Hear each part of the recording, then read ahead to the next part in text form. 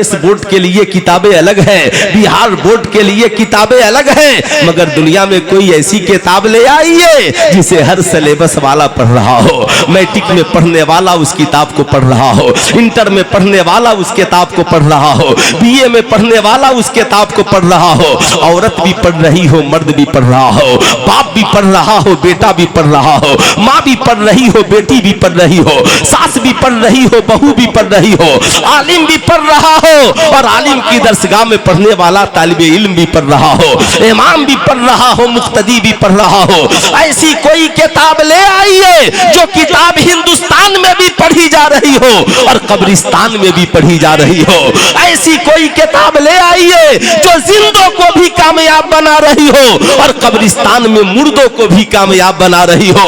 पूरी दुनिया में ऐसी किताब सिर्फ एक है और उस किताब का नाम है कुरान। क्या नाम है? पूरा मजमा हाथ उठाकर एक बार बोल दीजिए, क्या नाम है? आवाज थोड़ी और ऊंची होनी चाहिए। क्या नाम है? कुरान। उस किताब को कुरान कहते हैं। अब आप जरा सा सोचिए, इतनी अजीम किताब है कुरान। कुरान को आप हल्के में मत ले। कुरान पे आप गर्दो गुबार लगा करके साहब अपने घर के अलमीरों में न रखें, कुरान को रखें। दुनिया में जितनी किताबें हैं, मैं चैलेंज के साथ कह सकता हूँ, दुनिया में जितनी किताबें हैं सब पढ़े लिखे लोगों के लिए है, मगर एक शख्स दाउल उलूम मंजर हक टांडा के दस्तरबंदी के जलसे में आता है, हाफिज़े कुरान के चेहरे को देखकर जाता है। कल होकर मैनेजर साहब को फोन करता है, हाजी साहब जरा हाफिज साहब को भेज दीजिएगा, मैं कुरान लेकर के बैठा हूँ। मैनेजर साहब ने कहा, अरे तुम तो कुरान पढ़ना नहीं जानते हो, कुरान लेकर क्यों बैठ गए हो? कहा नहीं, शेखुल हदीस साहब से मैंने पूछा था, हजरत क्या कोई ऐसी किताब भी है जो हम जाहिलों के लिए भी हो? कहा जाहिल के लिए किताब? कहा हाँ, कोई किताब तो ऐसी दुनिया में होगी जो पढ़ना नहीं जानता हो लेकिन वो किताब उसे कामयाब बना दे। तो शेखुल हदीस साहब ने मुझे बतलाया था, हाँ हाँ उस किताब का नाम कुरान है। कहा हजरत मैं तो कुरान पढ़ना नहीं जानता। कहा ये कुरान ही तो है, पढ़ा लिखा पढ़ता है तो हाफिज़े कुरान बनता है, आलिम दीन बनता है, पढ़ा लिखा पढ़कर कामयाब होता है। और अनपढ़ जाहिल कुरान को मोहब्बत से देख ले तो देखकर कामयाब हो जाता है, कुरान को मोहब्बत से सुन ले तो सुनकर कामयाब हो जाता है। ये कुरान है जो पढ़ा लिखा पढ़कर कामयाब होता है, अनपढ़ जाहिली से देखकर और सुनकर कामयाब होता है। वाह वाह वाह, सुभान अल्लाह सुभान अल्लाह। इस तालीम को बताओ ईमानदारी से, टांडा में 100 साल से जिंदा किसने रखा है?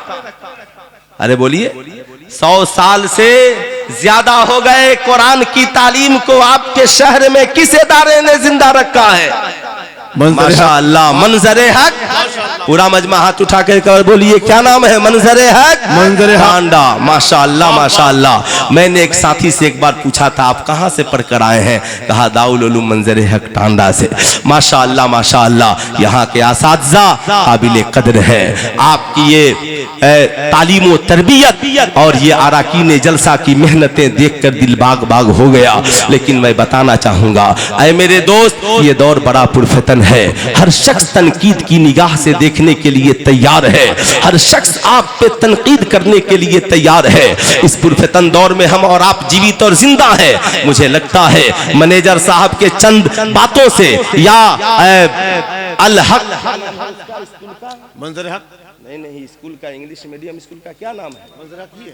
मंजरे हक प्राइमरी स्कूल का कयाम, इंग्लिश मीडियम स्कूल का कयाम बेशक इस दौर की नई सोच है, नई फिक्र है। अगर इस पे काम नहीं हुआ तो हमारी 99% पढ़ने वाले स्कूल में बच्चे मुर्तद होने के करीब है, बेटियां मुर्तद होने के करीब है। ये वक्त का बहुत बड़ा अलमिया है।